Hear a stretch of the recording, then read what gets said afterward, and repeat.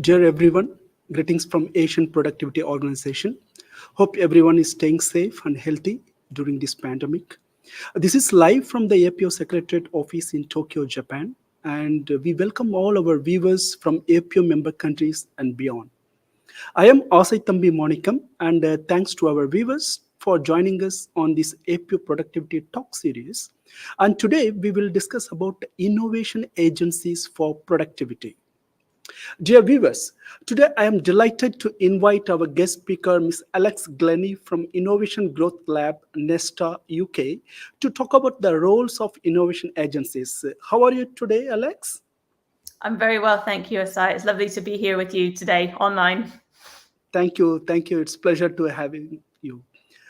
Viewers, for today's topic, Alex will elaborate what is an innovation agency, the current and future roles of innovation agencies, and how it would be related with the productivity enhancement. Alex would also explain about Innovation Growth Lab and what kind of work they have done as Nesta and how innovation agencies can drive productivity. Before I invite Alex to start our presentation, we would like to encourage our viewers to send your questions and comments in the chat box with your name and country, and we would respond to your questions during Q&A session. Alex, now the floor is yours. Thank you very much. Thank you for that kind introduction, and it's a real pleasure to be with you today to talk about this really interesting discussion topic of innovation agencies and how they can stimulate productivity, innovation, entrepreneurship, and so on, which is a difficult thing to do, especially in these turbulent and uncertain conditions that we're living through globally at the moment. Just as a small example, I was due to be speaking to you from London today, but a cancelled flight meant that I'm 1,000 miles from where I was supposed to be. But we improvise, we innovate, we find ways to make things work. So I'm very pleased that I'm able to be here. And what I'm going to do today is, as I said, talk a little bit about the work that we've been doing at the Innovation Growth Lab and Nesta on innovation agencies over the last 8 to 10 years. To share some of the insights from the work that we've done with them, and I think to pose some questions and hopefully to generate some conversation, some questions, discussion about this topic. So without further ado, if you could bring up my slides, I will move to those. Thank you. So yes, the key questions for today, what I want to speak about. What are the roles of innovation agencies, both the roles that they currently have, but also the ones that they may be taking on in the future in driving innovation and productivity? And then related to that, I'm really interested to examine this question of how might our understanding of productivity and innovation, and therefore the roles of these agencies, change in the future. As we've seen in the last 2 or 3 years, things have changed very quickly. Governments have had to innovate, to adapt, to change their approach to developing innovation policies and all kinds of other policies. So we don't really have a stable sense of what is innovation, what is productivity. It keeps changing. So I'm really interested to think about how that might change in the future, how our understanding of productivity might develop, and therefore what role do these institutions that are really designed to generate innovation and growth have to play in that as well. Before I start, I thought it would be helpful just to say a little bit about the organization that I work for and some of the work that we've been doing over the last decade.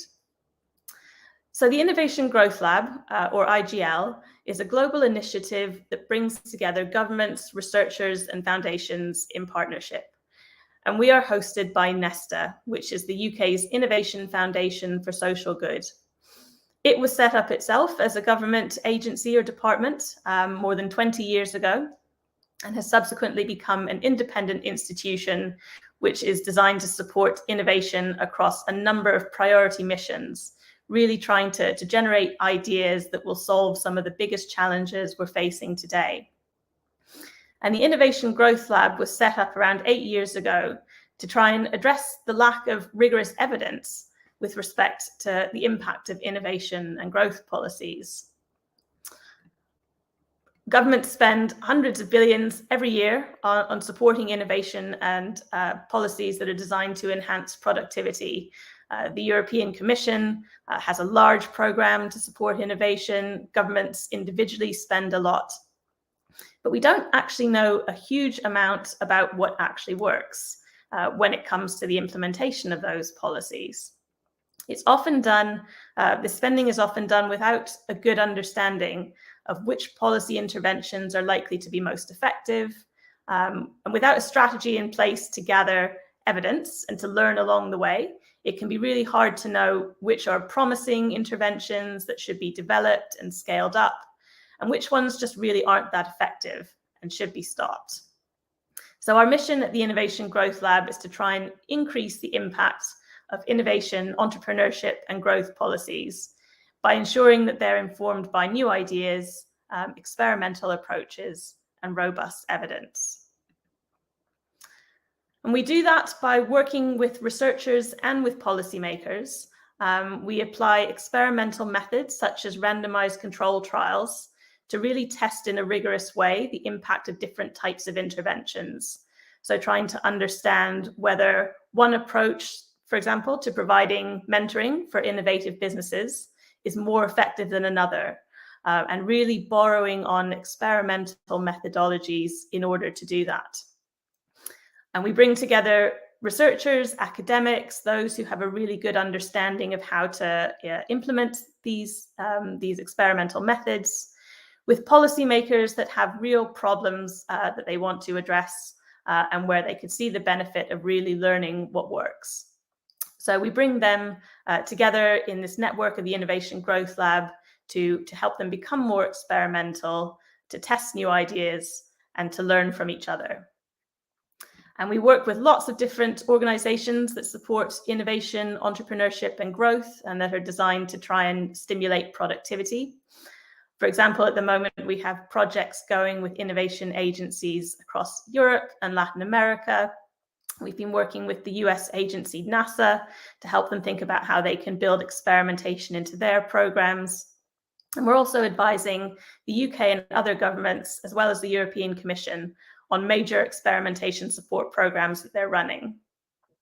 And with all of our partners, what we're trying to do is to build their openness to being experimental. So really thinking about how they can embed these experimental approaches within the work that they're doing, and also to help them strengthen their capabilities to do this. So to really build those skills.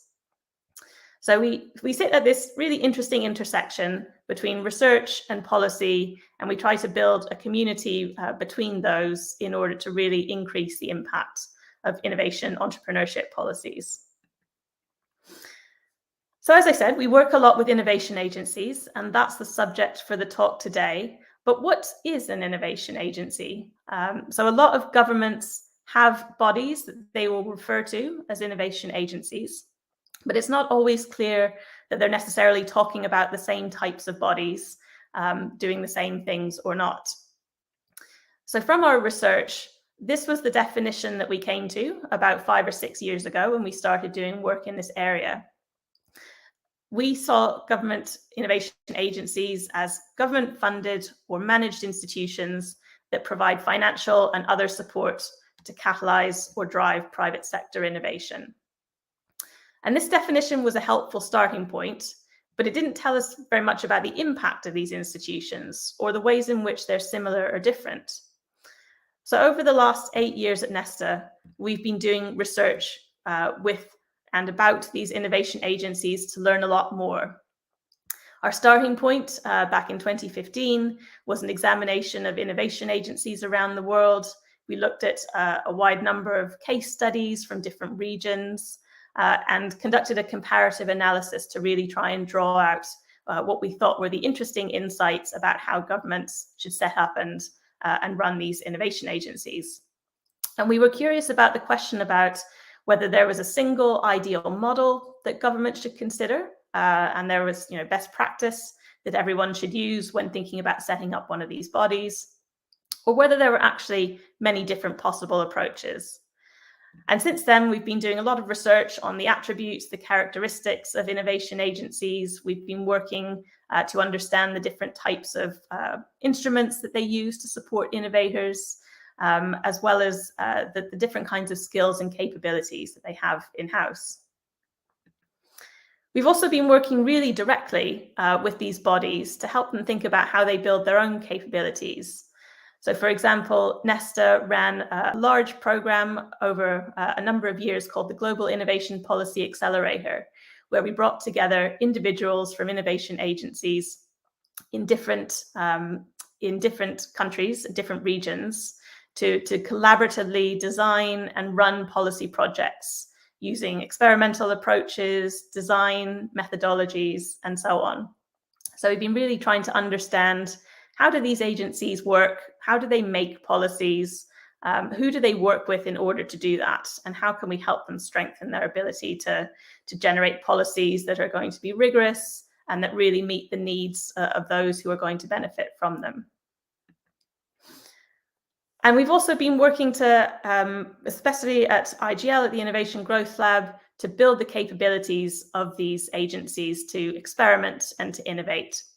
So, for example, in recent years, we've been working with the TAFTI network of European innovation agencies to run a task force where a number of different agencies came together to develop experimental projects, which we supported and guided them with. And we've also been doing further research to understand the challenges and the opportunities that these innovation agencies face.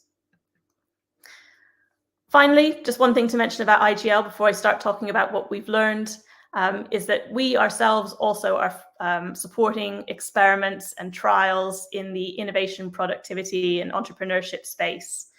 So if you go to our website, theinnovationgrowthlab.org, you can find examples of a number of different trials that have been run and the evidence that's been generated.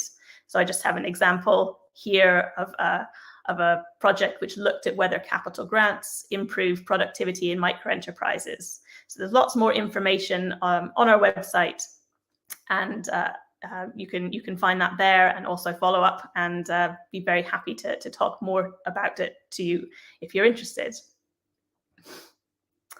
So coming back to this question of an innovation agency and what it is, and I used the word catalyze in the previous definition. So if you remember, I was saying that innovation agencies were government-funded or managed institutions that provide financial or other support to catalyze or drive private sector innovation. And this idea of a catalyst is actually a really useful one, I think, for innovation agencies. So in chemistry, a catalyst is a substance that speeds up a reaction without being consumed or changed in the process. And it typically does this by reducing the energy that's needed to activate a reaction, or by changing the way that a reaction works. And I think this is a great way of describing what innovation agencies generally do. So they support innovators in a range of ways, including through the provision of funding, but other advisory and non-financial services as well. So their programs and the services they offer try to reduce the energy required to activate innovation. So, for example, they might give grants or loans to innovators at early stages in their process, where funding from the market or from venture capitalists might not be so available. Or they might try and change the way that innovators work, for example, by providing coaching or mentoring services to innovative businesses to help them scale up, become more productive. So this concept of a catalyst is a good metaphor for innovation agencies, but it does have some limitations. So first, it suggests that supporting innovation is like a scientific process where you put in something and then something predictable will come out of that. And if anyone on this call is working in an innovation agency or responsible for supporting innovation in different ways, I'm sure you'll know that this isn't always the case. Things don't go according to plan. Innovation is not a linear process where you put in funding and then definitely what you were hoping for happens. It's a really iterative, messy process. So supporting innovation isn't scientific, it's an art as well. And second, this idea of a catalyst is of a substance that doesn't get changed by the reaction it provokes. But this is also not perhaps the best way to understand innovation agencies, because they are also constantly changing. They have to adapt and innovate themselves in response to political, economic, and societal challenges. As I mentioned, during the pandemic, a lot of changes had to be made to the way that innovation support was provided. Suddenly, a lot of money was being put into developing innovations to address the coronavirus pandemic. Funding had to be sort of given out really quickly and in different ways. So innovation agencies aren't constantly doing the same thing. They always have to respond, react to the environment that they find themselves in, and to change course sometimes as well. But if we think about generally innovation agencies around the world and what they're doing, I think it's interesting to think about the different ways that they can drive productivity. So in the study that we did at Nesta a number of years ago, we looked across all these different agencies in different countries and tried to see whether they were all doing the same thing or not.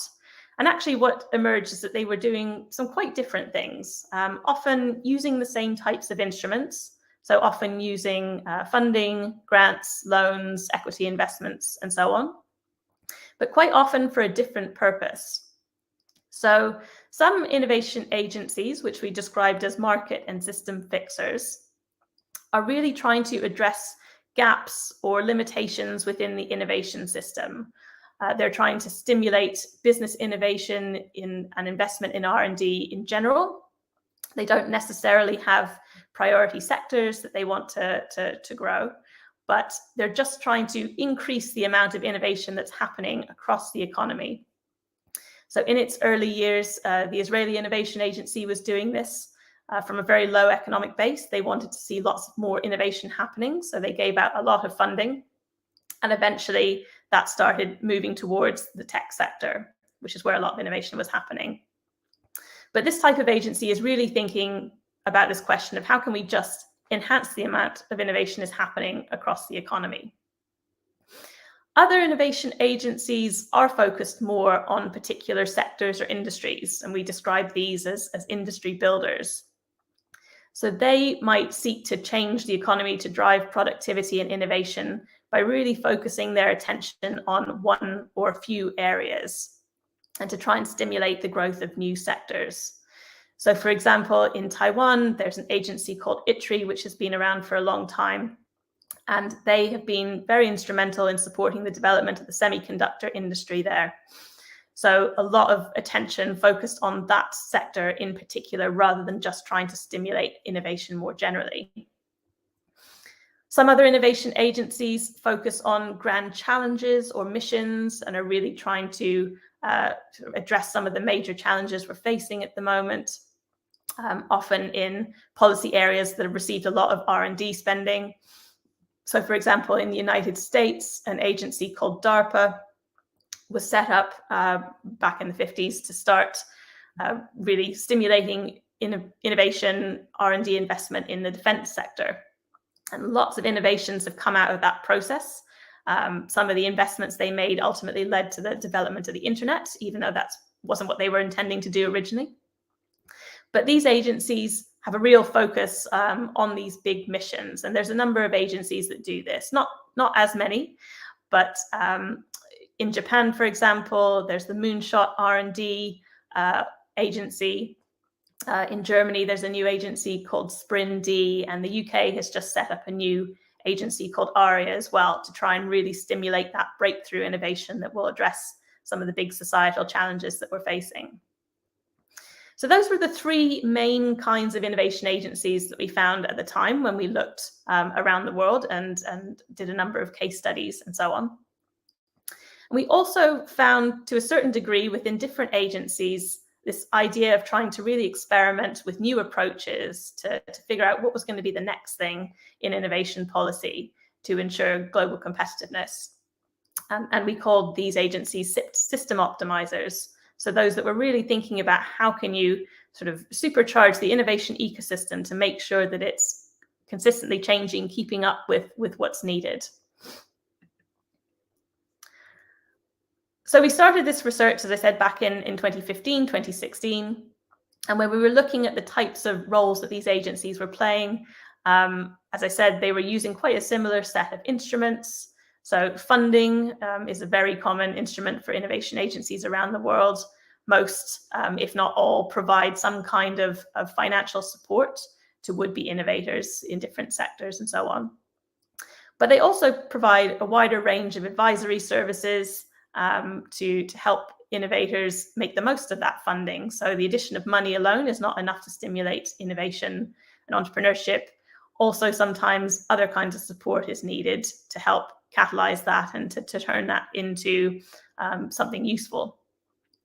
And then innovation agencies are quite often also connectors in the system. So bringing together researchers with government agencies, with other sort of innovation ecosystem actors like accelerators and incubators and venture capitalists. So innovation agencies can help to make those connections within the system. For example, in the UK, there are a number of centres called catapult centres that bring together researchers with businesses and add to that funding to help them drive innovation in particular areas. But innovation agencies tend to be implementing these programs on behalf of governments rather than necessarily coming up with them themselves. So this is sort of quite a traditional role for innovation agencies. But we've seen that in recent years, a range of new roles are also emerging. In the last year, we've been working with innovation agencies in Europe and in Latin America to really try and understand the different roles that they're taking on and that they may need to take on in the future. So some agencies are becoming much more sort of at the policy strategic end, really trying to coordinate within their system, bring together all the different key players that need to be involved in innovation. So really becoming these architects within the innovation system. There's much more of a focus on driving responses to societal missions. So mission-driven innovation has become a real keyword for innovation policy agencies and institutions in the last few years. So really thinking about how big challenges around sustainability and equity and so on can be addressed through innovation. So many innovation agencies are now taking on roles that have something to do with that. Others are really thinking about how they can help innovative businesses to scale, to grow, to take their products, their services, etc., into other markets. So as I was saying, these agencies are really having to adapt to the conditions as they go along, to think about what new services they might need to offer to support innovators, and to think about, I think, how they can become more innovator-centric. So in the past, there was more of a tendency for programs to be implemented where the same kind of support was given out to anyone who might need it in order to innovate. But there's been a real realization in the past few years that this support needs to be much more tailored to the needs of individual innovators. So the kind of support that will get one company to unicorn status won't necessarily be the same as another. So innovation agencies increasingly have to think about how they can tailor their offering and really respond to the needs of innovators where they are.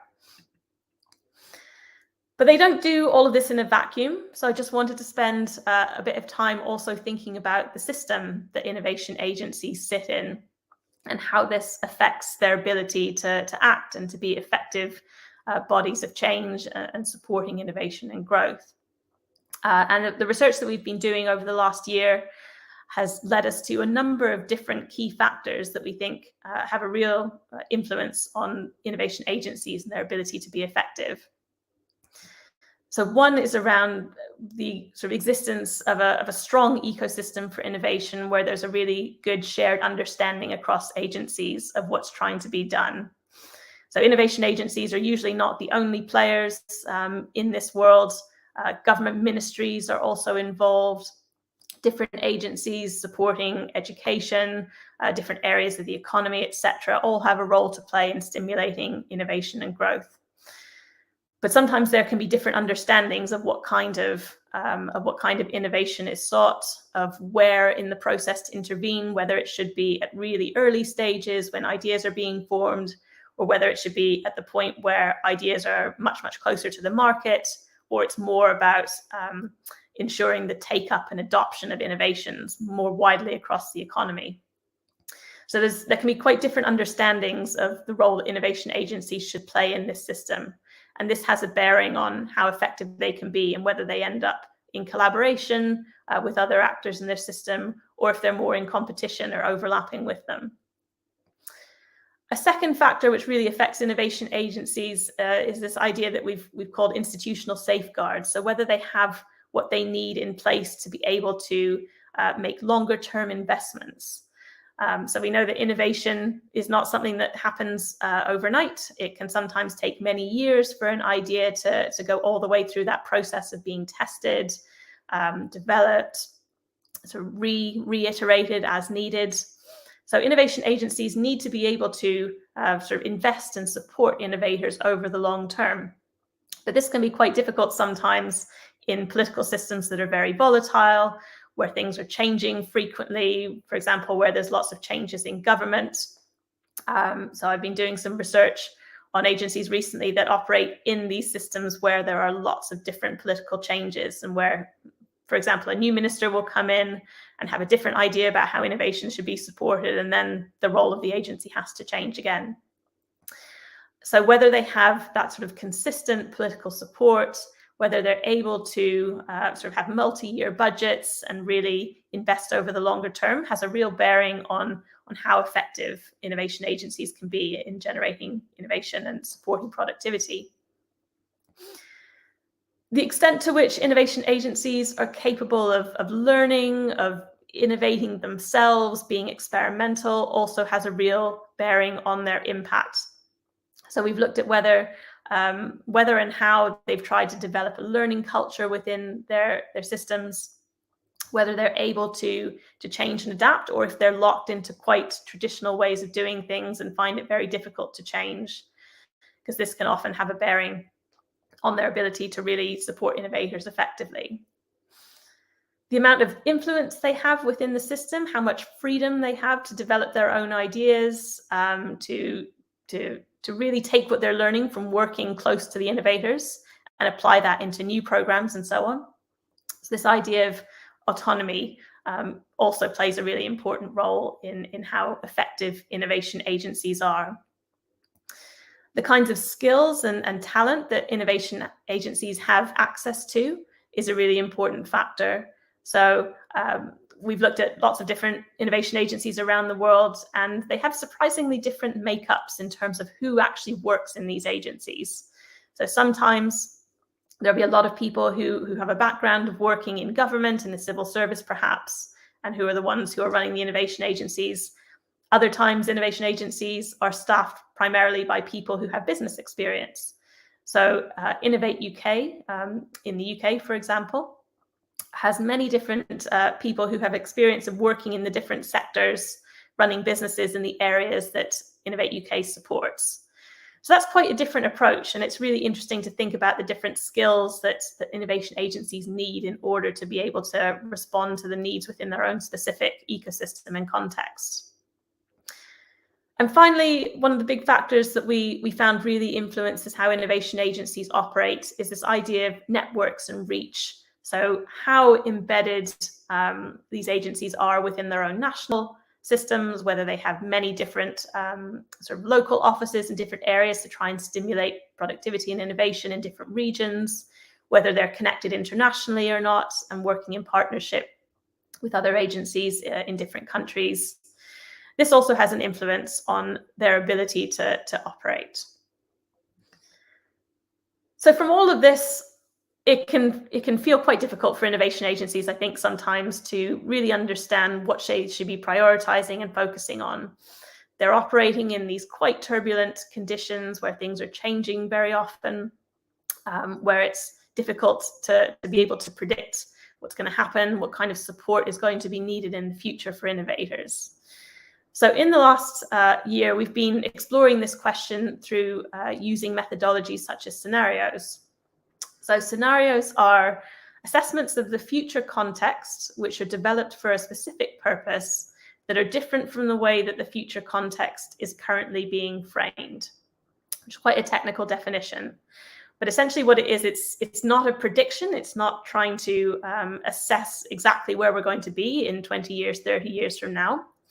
But it's coming up with some different visions or ways of looking at the future that usefully challenge our assumptions and our blind spots about where we are right now and the different things that might happen.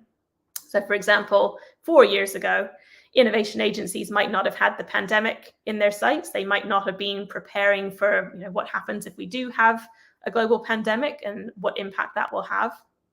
So scenarios can help us really try and think about what are some of the challenging or surprising future contexts that might affect the way that we need to make strategy, and really think about the different roles that might be taken on. And so in order to do this, we've been working with innovation agencies in Europe to help them really think about all the different actors that they interact with. Who are all the people who sit in what's called their transactional environment? So all the different players that they have a relationship with government, with businesses, with suppliers, with NGOs, etc. So who's in their sphere of dynamics and relationships? But then beyond that, what are the different factors in the environment that are affecting those relationships? So what are some of the things that innovation agencies can't control, like macroeconomics, like political changes, demographics, etc., that are nonetheless going to have an effect on the way that they work? And bringing these two things together, you can start to tell different stories about the future to make this idea come alive, and to help innovation agencies and other players think about how they might need to adapt if the future changed very radically. So to do this, we've been partnering with a European funded program called Imagine, which is looking at the future of territorial inequality and spatial justice in Europe, which is essentially considering whether European citizens have equal rights and opportunities regardless of where they live, and whether different places are treated differently. So this Imagine project looked at these and constructed a set of scenarios to think about in 2048, what might different visions of the future look like with respect to this topic? So how might things look very different in Europe with respect to inequality and spatial justice? And out of this process, 4 scenarios emerged. There's more that you can read about them online. Each of these is sketched out in quite a lot of detail, just to give a picture of what this might look like. But what we wanted to do was to present these scenarios to innovation agencies and help them think about what they might need to do differently if any of these futures was to materialize. So in Silver Citadel, the future is a very centralized world in which AI is making, artificial intelligence is really driving a lot of decision making. The focus of government is on GDP, really ensuring economic prosperity and growth. But governments are really more responding to sort of AI and machine learning when it comes to determining that. In the Silicon Scaffold future, the vision was of a world where sort of corporations have become much more powerful than governments, where they are essentially running city-states. So you might have sort of Amazon running parts of Denmark. It's a challenging vision, might not happen, but the idea is to really stretch assumptions about what's possible and what that might mean. So yes, in Silicon Scaffold, we could be living in a world where governments have much less power than corporations, and where it's sort of very fragmented. The third scenario, Green Guardian, imagines a future where the focus is really on sustainability and well-being, where that is prized above economic growth, and where there's a real focus on trying to bring this into being. And finally, in Patchwork Rainbow, the vision was of a future where everything's become very regionalized, where identity politics have really taken over, and Europe has polarized into areas that have very different views about the kind of growth that is desirable and so on. So these are four really quite different, quite challenging scenarios. And we wanted to bring them to innovation agencies to help them think about how their roles might change in the future. There's a blog online, I can share links later, where you can find out more about the work that we did there. But what was really interesting about that was sort of the different thinking that it prompted among innovation agencies around how their role might change. So, for example, in a world where corporations are much more powerful than governments, where they are investing a lot more in R&D, what does that look like for innovation agencies? And some of the things they came up with is that, well, we might have to focus a lot more on societal missions, on some of those really big challenges that corporations either can't or don't want to solve. So they could see their role shifting to perhaps having to take on much more of that mission-oriented approach, to really be thinking about what they can do that corporations can't. In a sustainability-focused world, innovation agencies were sort of imagining that their role might need to change to no longer be really trying to support high and increasing levels of GDP and growth, but where the focus would instead be on equity and sustainability. So perhaps they wouldn't be trying to do the things that they're currently doing, which is to try and create national competitiveness, really boosting productivity and growth and so on. They might need to really shift their focus into a different zone, and that would have huge implications for how they work. So the idea of going to these futures is not to, as I said, not to try and predict what's going to happen completely accurately, but rather just to help innovation agencies think about what they should be doing perhaps in the present, to start considering these different futures, to know what they might need to do differently in order to respond to them. So that might mean that innovation agencies should think now about having relationships with big corporations that might one day be more instrumental in how decisions about investment in R&D are made. So it's really about helping innovation agencies think now, what should they be doing strategically in order to anticipate and think about the future in different ways. So it's quite a different approach. It was a really interesting small piece of research that we're keen to do more on. And I'm happy to talk a bit more about that later as well, if that's of interest to people in the chat. And I think for this audience, for this group, the key question that I had was, what are some of the different possible future understandings of productivity? So how might our notion of productivity change in the future? And it was interesting, even looking at the APO website and their focus areas, I think we're seeing now words that we might not have expected in the past. So a focus on inclusive innovation and growth, inclusive productivity. This probably isn't something that we would have been talking about 20 years ago. So that being the case, what are some of the different future ways that productivity might be understood 20, 30, 50 years from now? It's a really interesting thought experiment to try and think about what might change. How might the work that all of you are doing change as well if understandings of productivity are different? So before I conclude, I just wanted to have a think about what can innovation agencies and those that support them take from all of this. So if we're living in a very turbulent world where things are changing all the time and are going to continue to change in the future, that can be quite difficult to be able to actually act. It can be quite paralyzing. But there's lots of things that innovation agencies can do now to start preparing for that future and to really focus on developing their skills, their capacity to support innovation, entrepreneurship, and to enhance productivity. And I just wanted to pick out three, which probably won't be a surprise given what I've been talking about today. I think firstly, there's opportunities for innovation agencies to make innovation policy more experimental. So as in the work that we've been doing at the Innovation Growth Lab, I think there's going to be real focus on how can we create policies that are effective, that we know work, or that we can assess so that we know they don't work, We actually need to stop them, move on from them, try different things. And I think that can be quite difficult for innovation agencies that are funded publicly. So they're spending taxpayers' money.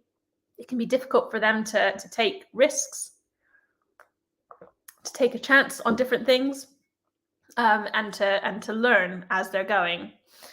So a key area of investment for innovation agencies can be becoming more experimental, really trying to understand what works, and how to do that is to apply a range of different experimental methods, but also to develop the skills that they need to be experimental. I think innovation agencies have a key role to play in making innovation policy itself more innovative. So not just doing what's tried and tested, but really being quite agile, thinking about new ways of supporting entrepreneurship that will enhance productivity, that will help innovators to develop new ideas, and to really be quite agile and adaptive internally. So there's a real opportunity for innovation agencies to invest in that going forward. And finally, and I touched on it briefly, there's a role for innovation agencies to play in helping policy become much more inclusive. And this is also something that we've been doing a lot of work on at Nesta and at IGL in recent years, because innovation can be very good. It can generate a lot of growth, but it can also create a lot of unintended and sometimes very negative outcomes. So we know that innovative areas are often marked by very high levels of inequality as well. So the profits from the benefits from that innovation do not spread widely. So government agencies have a role to play in thinking about how their investments might enhance inclusion or perhaps harm it as well, and to change their approach if they can. We know that lots of different would-be potential innovators aren't able to get to the point where they can come up with new ideas. They experience lots of different systemic barriers in the system, lack of funding, lack of exposure to role models who can help them see that they might also be able to innovate themselves. There's lots of factors which mean that people who would otherwise come up with really great ideas and take them through that innovation process aren't even able to get started.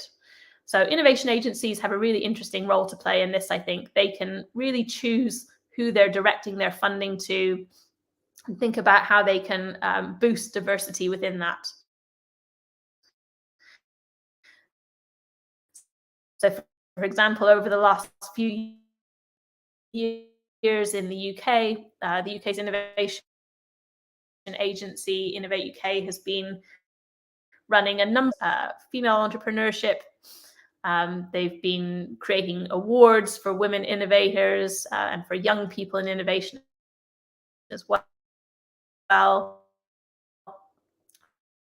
So very consciously thinking about who they support and how they can bring in a more diverse group of people to that process as well.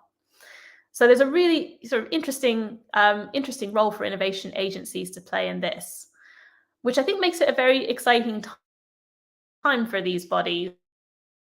Yes, there are lots of challenges and things that they need to respond to and adapt to, but also there's a real chance to make innovation policy a force for good, a way of generating sustainable productivity and addressing some of the biggest challenges that we face as a society.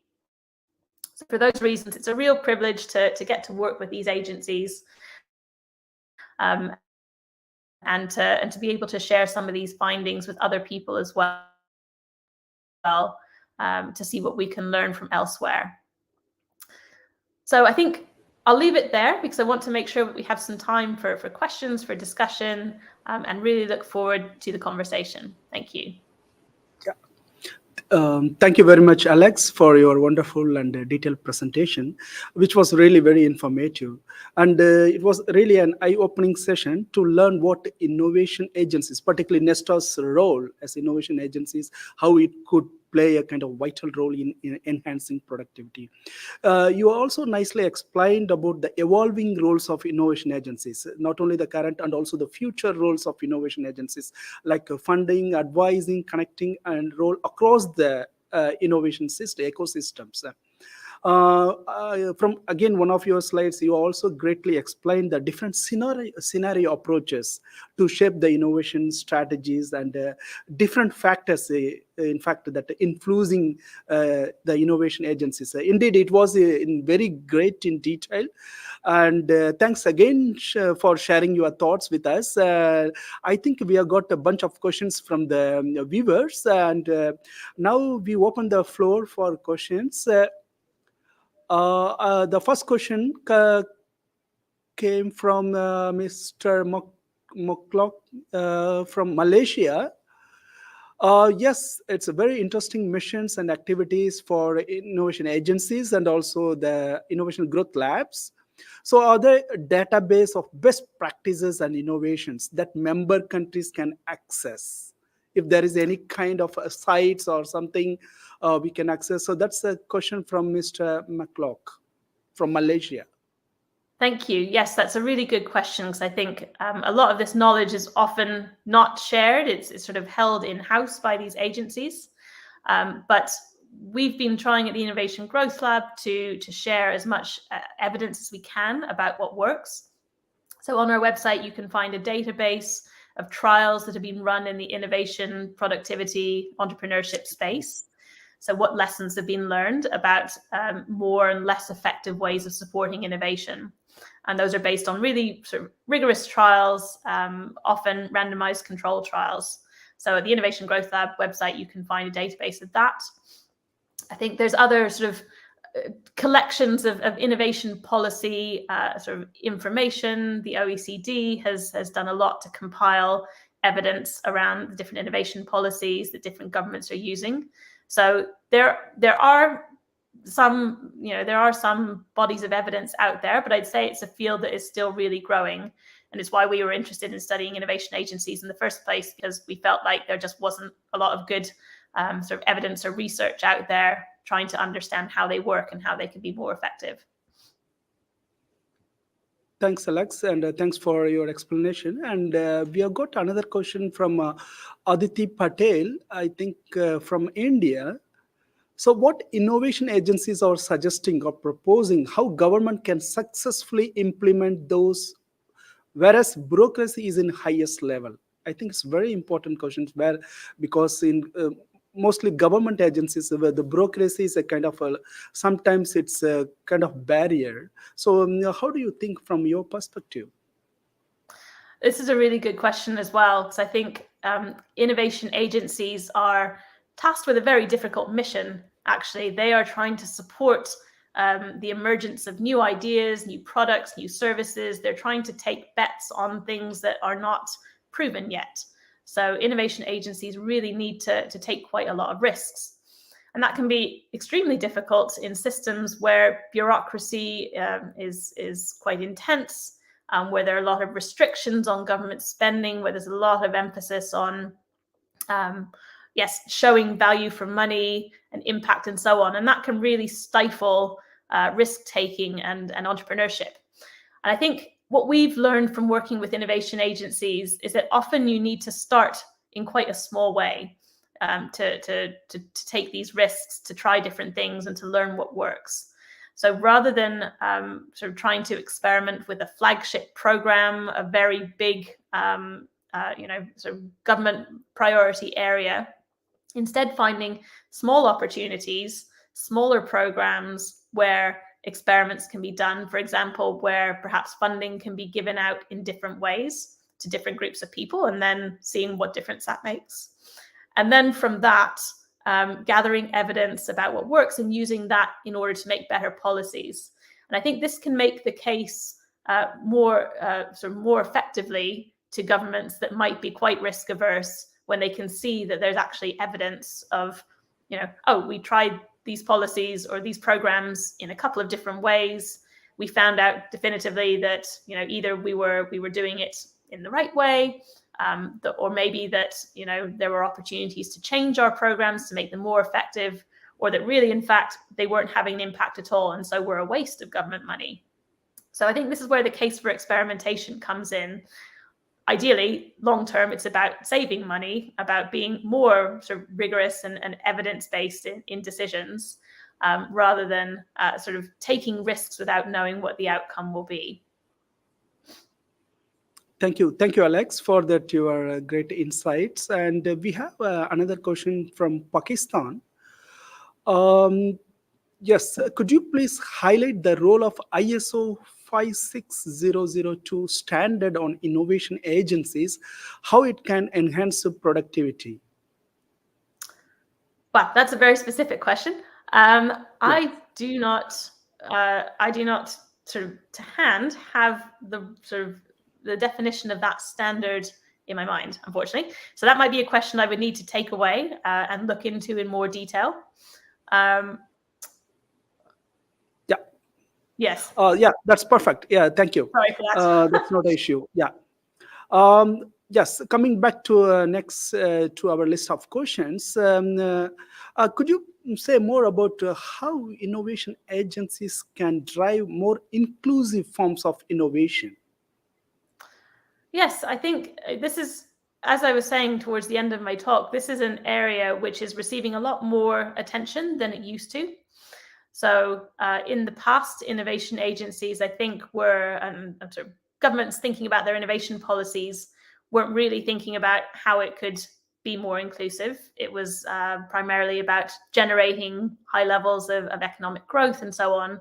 But there wasn't much attention paid to, well, what impact does that have? Is it necessarily all beneficial when you invest money in a particular sector or not?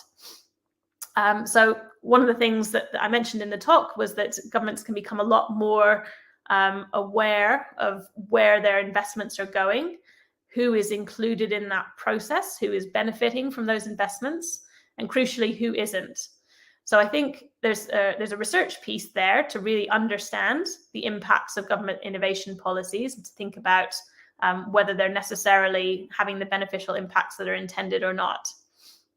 I think there's a role for innovation agencies and government policymakers to play in really bringing more stakeholders into the process of actually developing innovation policies in the first place.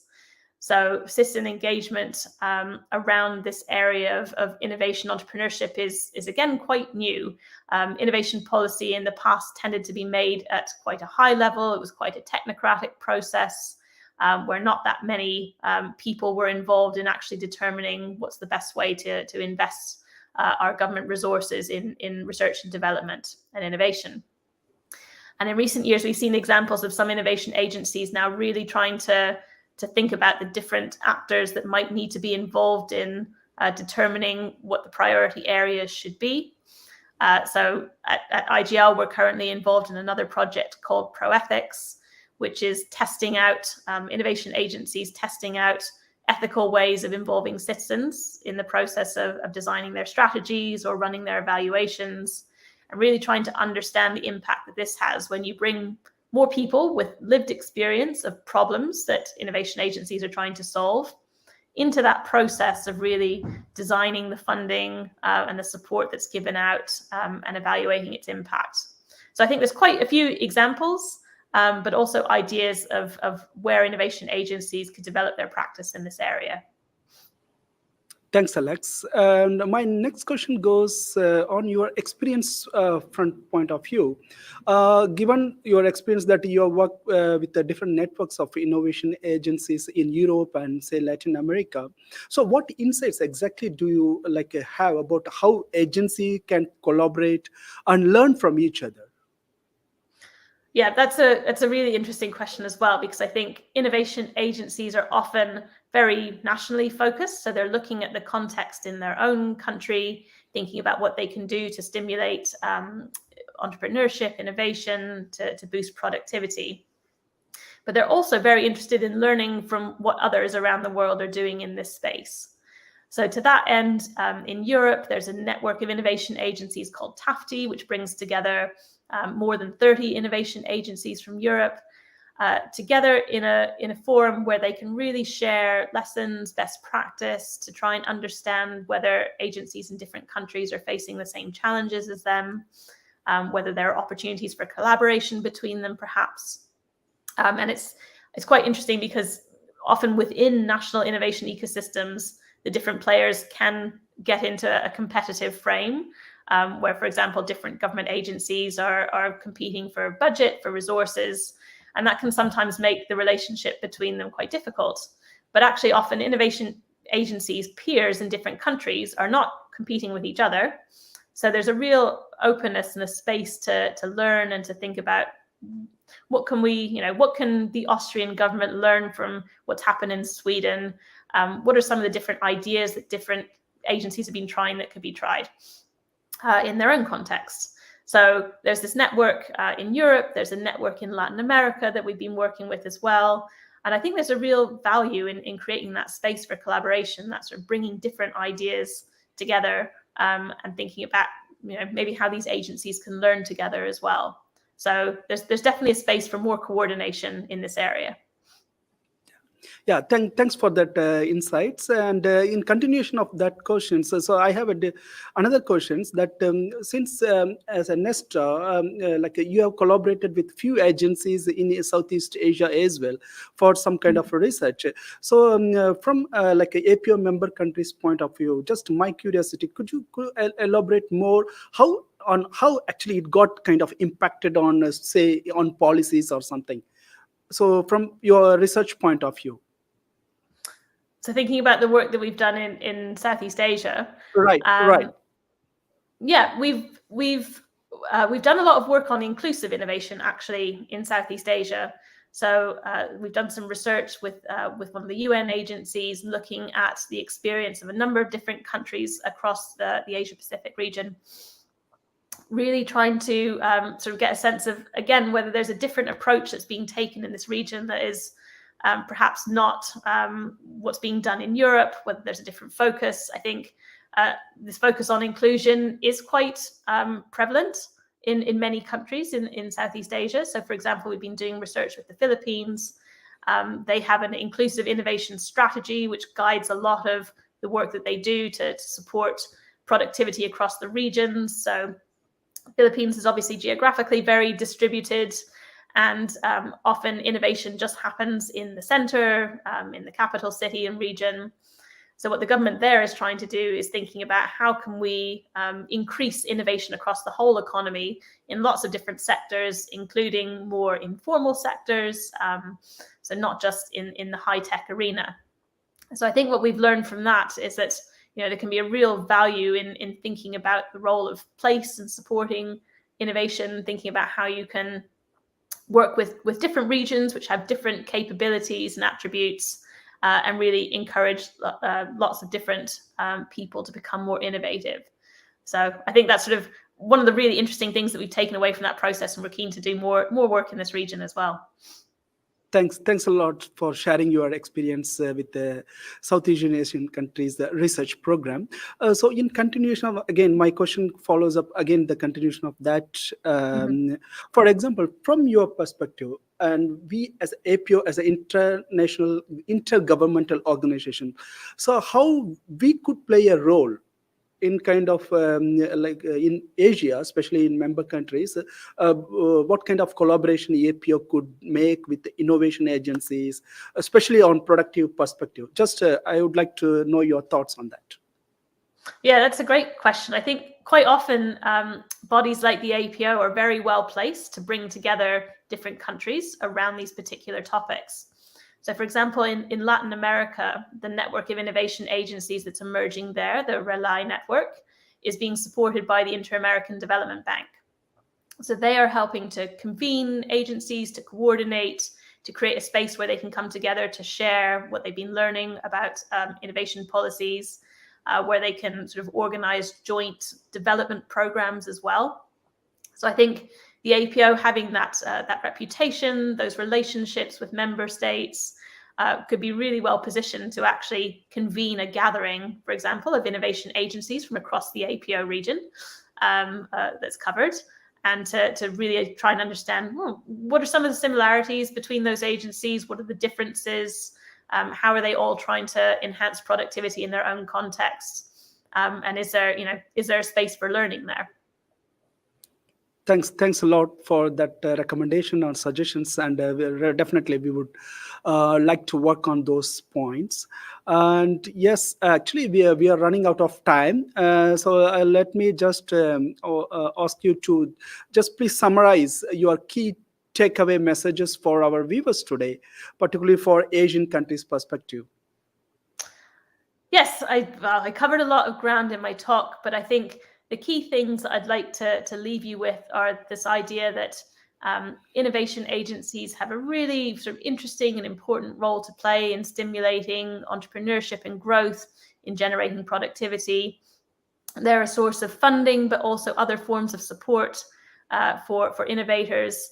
And because they're working with them so closely, they're often best placed to understand their needs. So innovation agencies are a really important part of that wider system that's trying to, increase R&D and so on. But innovation agencies are operating in quite turbulent and uncertain conditions where things are changing quite often. They need to iterate, adapt their approach, and become quite flexible and nimble. So there's a real space for innovation agencies to think about how they can become more experimental, more adaptive, embed these learning processes in how they work to really understand the impact of what they're doing and how it can become more effective. And then finally, returning to this question of scenarios, I think it's really interesting for innovation agencies across the Asian region, but more generally, to think about the future in a different way, to not try and predict what's going to happen, but instead to develop these visions of challenging, interesting future contexts that we might have to inhabit, to see what might need to change, how innovation agencies might need to operate differently if any of those futures came to pass. So, really important role to play in the system, operating in difficult conditions, so need to become more adaptive and look to the future and different possible futures that we might inhabit in order to develop our approach. Thank you very much, Alex, for your valuable insights. And I believe all our viewers today found your information and the insights very useful. So in the interest of time, we are unable to take a few questions more, but I would request our viewers to post your questions in the comment section, and we shall respond those questions in the comment box later. Again, APO Productivity Talk will be held weekly once, featuring leading experts. So please subscribe this APO channel and stay tuned. Goodbye. Thanks, Alex. Thanks a lot. Thank you very much.